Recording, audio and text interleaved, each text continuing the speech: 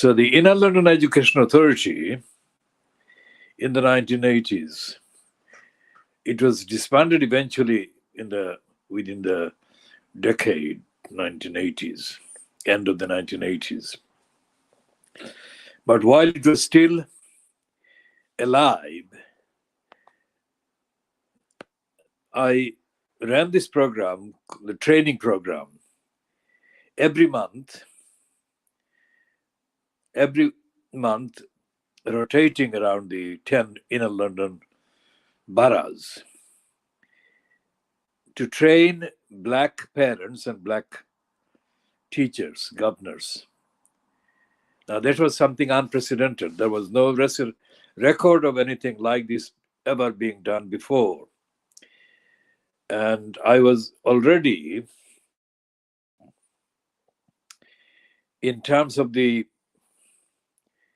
logistics, in the 1980s, I was running several battles against what is now the reorganized Royal London Hospital management, that is called the Barts and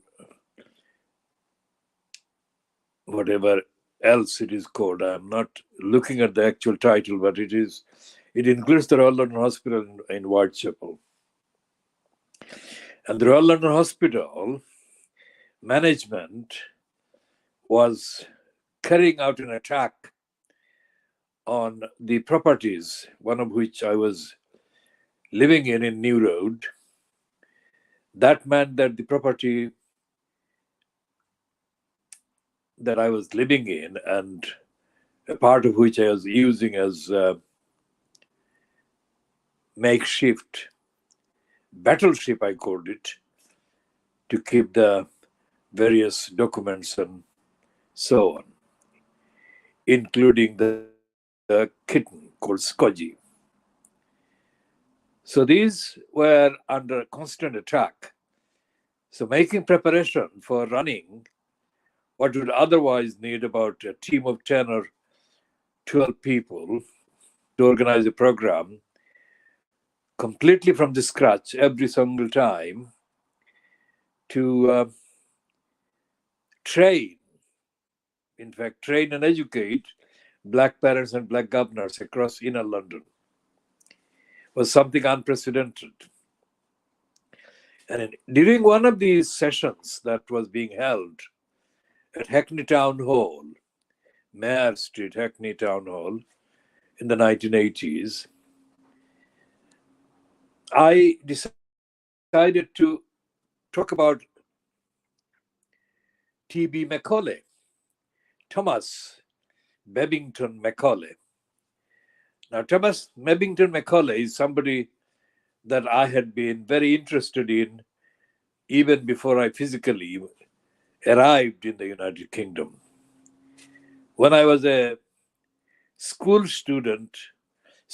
in the village on the eastern bank of the river Kuyera, as one of the extracurricular things I was interested in reading was the history of the imposition of the English language on the people. Now, there was no library in the area that I was attending school at the time. So the nearest library was like a day's distance away. So sometimes I would give a list of the books to my father, who would go to the Silot town by bus and return with the book if he found the book. And other times I would visit the Silot Central Muslim Sahitya Sanghad that was situated near the Dargah of the Hazrat Shah Jalal. And the library, the Muslim Sahitya Sanghad, was being run by the extraordinary Mr. Nurul Haq, peace be on him now. And Mr. Nurul Haq was very helpful Whether he is Muslim Shahidya Shanshad had the book or not, I cannot remember at this stage, but I felt very comfortable in being shown around the Muslim Shahidya Shanshad collections. And one of the books that I obtained either there or at the Sylhet branch of the United States propaganda operation, USIS, United States Information Service. I cannot recall at this stage, of course. But I managed to get a history of the British imposition of the English language on the empire. And the name Thomas Bevington Macaulay sprang out of the narrative, whatever the actual documentary book that I was reading. And Macaulay, even at that stage, that early stage, came across on the evidence as a particularly ignorant individual, very ignorant as racists typically are. For example, racists like Boris Johnson, nasty Nigel Farage, racists like Dave Cameron, racists like Gordon Brown, because Gordon Brown refused while he was visiting Africa, while he was still in post as the Prime Minister of the United Kingdom.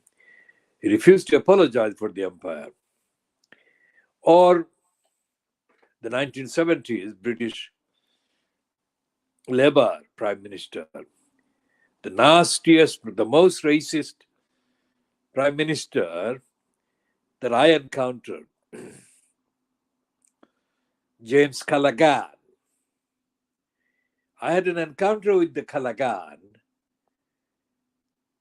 at a place called Connaught Centre, I think, not far from the Holborn Station, not far from the India House in London in 1977. Because Callaghan actually reacted. Instead of answering my question, he reacted and kind of threw the question away, tossed it away, instead of having the ethics or the morality or the sense to deal with the question that I had asked. And the question was about the contradiction in the various the Commonwealth heads of government, which was meeting in London in 1977, which was the occasion when I got accreditation as a journalist, and that is the capacity in which I attended the event at the Connaught Centre.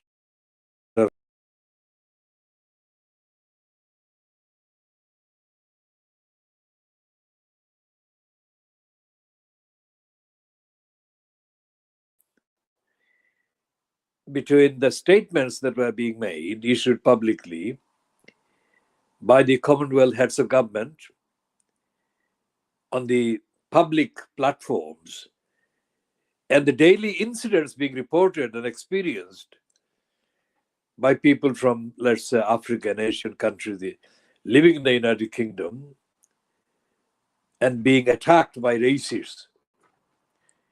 The same question I asked Morarji Desai later, or about the same kind of time, at an event held in the India House, not far from that venue, where I asked Callaghan the question. I said, how did they justify citizens and members of Commonwealth countries being attacked by racists of the British Commonwealth country? And there was no answer. Moraji Desai, of course, didn't have any answer. What he did say, I considered as a tautological idiocy, which I then published in one of the publications that I wrote in, gratis, of course.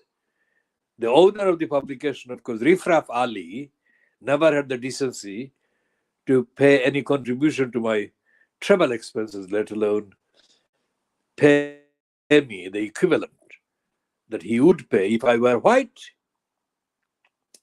Rifraf Ali, we shall be talking about another time. Rifraf Ali is one of the personifications of corruption that was engendered by Ken lying still Livingston. Now, going back to the time of the Hackney Town Hall, where I ran the program, training program for the black parents and black governors, and I remember citing from a book that was jointly written by the best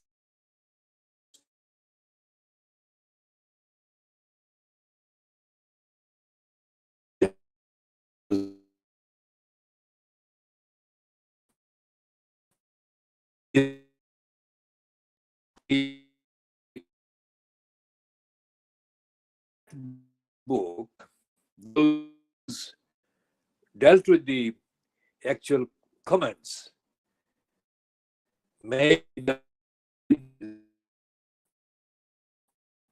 Said things that showed that he was ignorant about he was ignorant about him.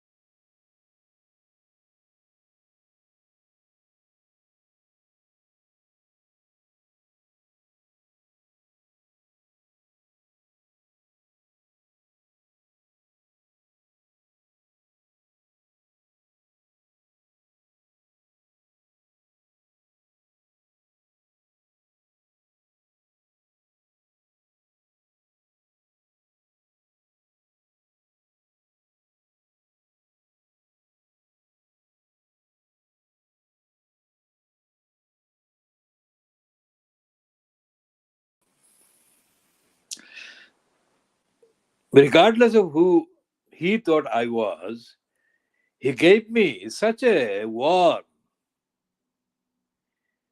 and positive reception.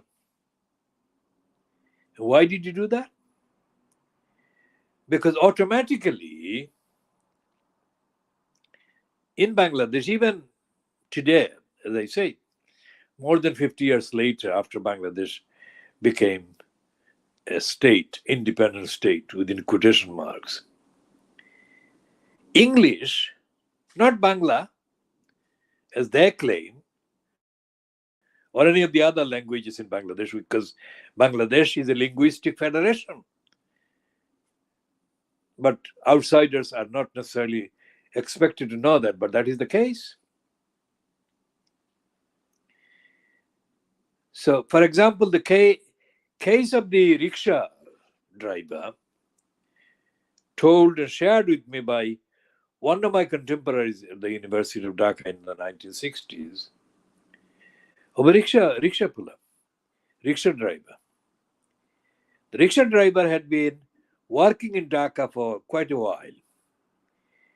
And as part of his, if you like, job, he carried a number of, well, more than the proportionate number of the English speaking passengers. And the English speakers obviously were talking to one another if there were more than one in one journey. And they were talking about all kinds of subjects, nothing to do with him, the rickshaw driver, or the local environment, whatever. But over the years, the rickshaw driver managed to collect or memorize words and phrases, English words and phrases. Nothing to do with any original conversation, but these are segments from other people's conversations that he managed to remember. So, at times when he had issues with other fellow, let's say, speakers of Bangla language, and he knew that the argument wasn't going in his favor, what he would do, according to the recollection to me by my contemporary in the University of Dhaka in the 1960s, this rickshawala or rickshaw puller would then suddenly deliver a chunk of the memorized English words and phrases and sentences, regardless of their irrelevance. This didn't matter to the other protagonist. It was enough to frighten the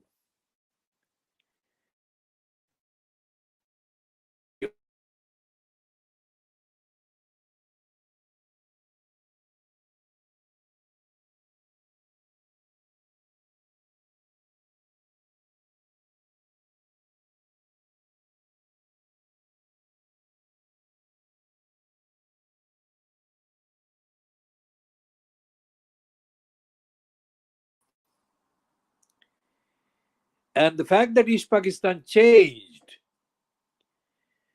into supposedly Bangla friendly Bangladesh has not altered at all. Now, going back to the university, I was a student at the University of Dhaka reading economics. And one of the lecturers in the economics department, of course, one of the lecturers that I had was, of course, the wife of the dean of the faculty, the head of the economics department. Her name was Umme. Now, listen to the name. It's an Arabic name. Umme Kulsum Sultana Huda. UKS Huda. I don't know where Umme Kulsum Sultana Huda was or is now, but one of our colleagues in the department is a lecturer whose name I forget. It was a man who was supposed to be teaching us economic theory at one stage. Now, Sultana Huda was very fluent in English, but in contrast with this individual, she was very fluent in English. But this colleague of hers, he would come allegedly to teach us economic theory. Now, he never had a chance because this guy was a complete and utter, absolute idiot.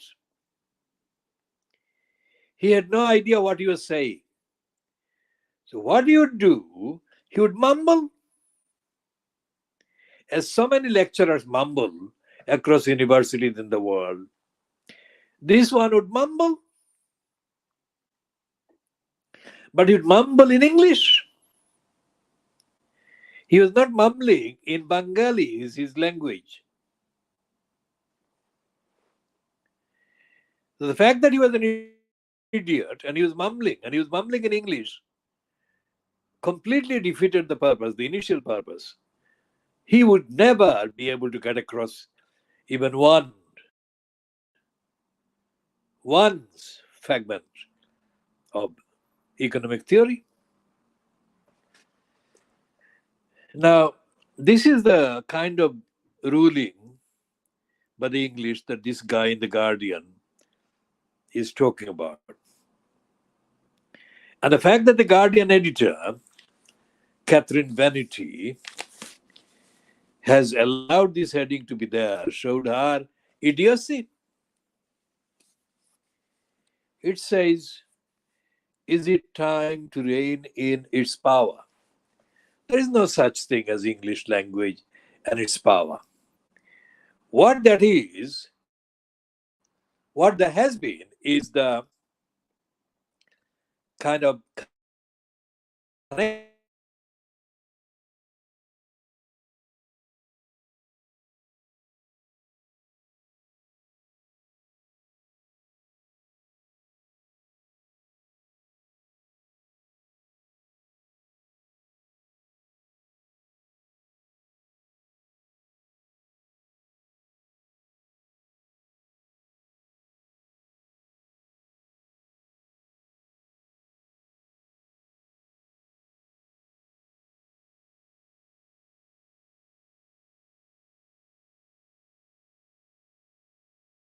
now as it was 200 years ago.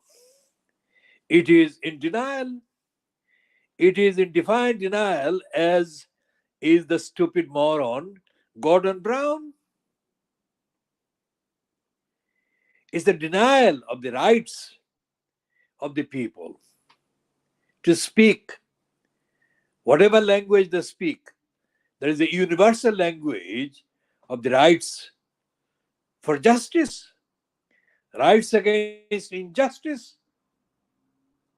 When they put behind bars, when the magistrate, the British imperialist magistrate, sentenced Qazi Nazrul Islam to prison, what did he do that for? What crime had Nazrul committed? Nazrul was a prophet. He was not a criminal. And he never, ever did anything, absolutely anything, to deserve the punishment that he was given.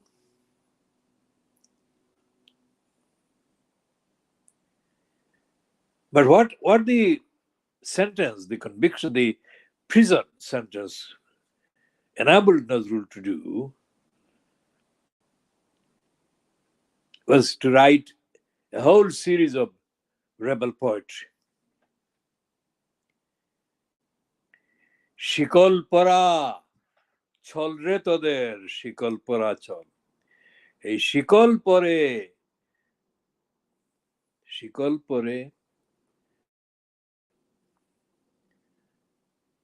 শিকল তোদের করবরে বিকল. I'm reading from memory. I'm not looking at the actual text.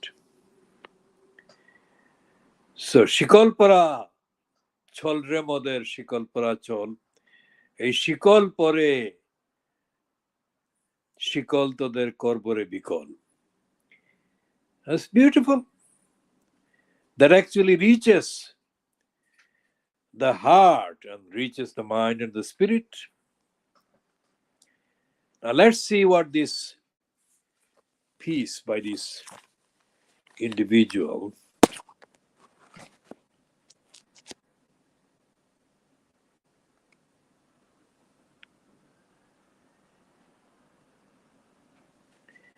who is being described as a lecturer in public policy and administration at Ulster University, Belfast, and is an editor of the journal Language Problems and Language Planning.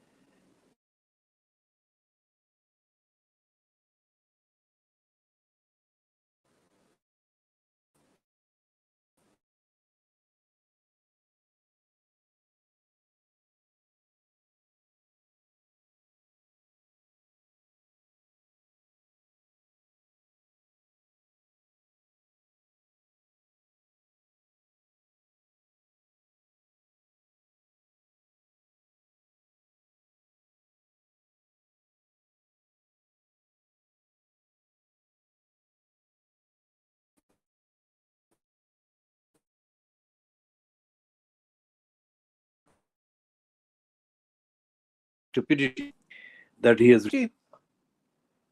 There is no regret whatsoever in his so-called article, and he's actually promoting the English language, contrary to the impression given in the heading. The Guardian is repeating the same culture of racist linguistic domination that was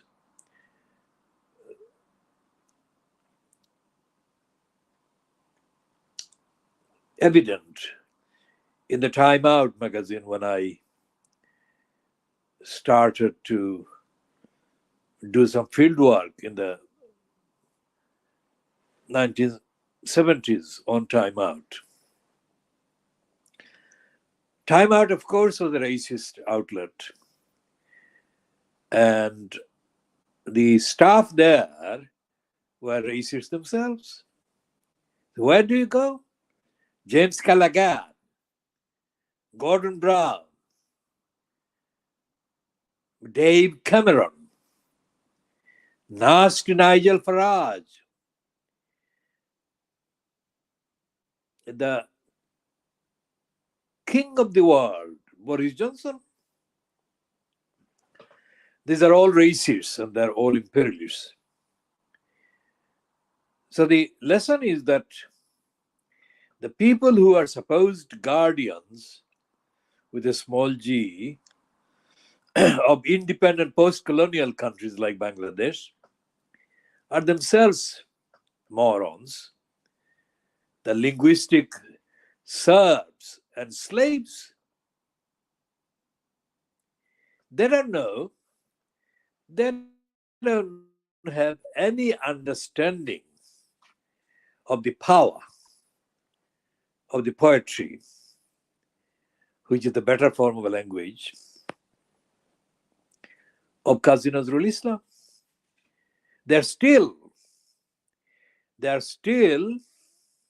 prostrate mentally at the feet of the imperialists who gave Tagore not the recognition for the many original talents of Rabindranath Tagore, But they conspired to give him the Nobel Prize in 1913. The fact that Tagore was given a Nobel Prize carries so much more weight than all the poetry and everything else that he wrote. There is no comparison. As I have said before, the one article that Tagore wrote about library, মহাসমুদ্রের শতবৎসরের Kallol কেহ যদি এমন করিয়া বাঁধিয়া রাখিতে পারিত. That is how it begins the library, the article. There is no comparable piece in any language, in any culture that I have read about library. It's absolutely truthful and it's absolutely beautiful. 98%. The 2%, it degenerates into a distortion that Tagore would have been kind of better off without. But he included that because he didn't have an editor. If he asked me, this is a theoretical question, of course, I would have got rid of the last 2% that he had. But the 98% is beautiful, universally beautiful. There is no comparison. There is no comparison of Tagore's with Tagore's library in any European language.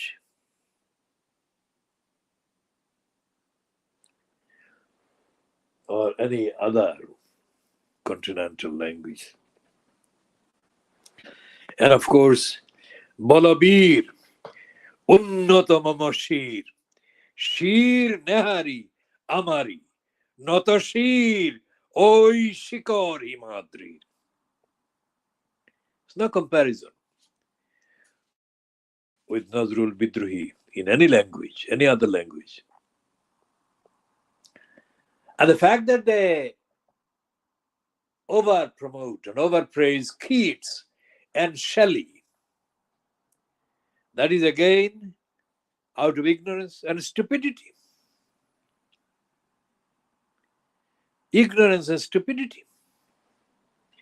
What would Shelley and Keats do if they were asked to provide their answers about what is happening to the children of Palestine today? At most, they would be going to express some kind of vague affiliation for peace. That's it. But Nazrul went to jail. Nazrul was in prison. They would not send a white writer to prison for telling the truth. And a white writer on their part would not be telling the truth either. To rock the boat, the imperialist boat. When the Irish-born Jonathan Swift wrote the Gulliver's Travels, he did that by vicariously kind of constructing various stories based on alleged goings on in the Bay of Bengal, the little islands in that part of the world. He didn't go there, but he kind of extrapolated what he perceived from various sources as to the reality of the people, and he distorted the people, the little Lilliputians. He distorted them downwards. What language do they speak? What kind of comparison did they have with the English language? Like Thomas Babington Macaulay, these promoters of the English language are completely in need of therapy because they over exaggerate the English language beyond its service, beyond its relevance, beyond its actual relevance to the human life. And there is no denying the fact that the English language doesn't have, as I said, any similar platform and a similar kind of formula or template. Bolovir, unnoto momoshir. You cannot express that kind of a feeling in the English language at all. Shakespeare, he will put you into sleep, send you to sleep. Whether it's a singular person who wrote the collection of Shakespeare or not, doesn't matter. It's typical little English, kind of lazy, intellectually lazy, very lazy thing. Okay, so I'll come to an end to this particular part at this time, 05:36 hours GMT, on Thursday, the 28th of December 2023. Now, this is the second item that I broadcast after resuming the broadcasting, after losing the full connection with the technology for several weeks. We shall be rebuilding, as I am doing now, rebuilding the architecture and the actual logistics over the next few weeks before we come to the normal stage. So this is the end of the Khoodeelaar television program, BabyAngelGeronimo editions at 05:36 hours GMT, 37 hours GMT, Thursday the 28th of December 2023.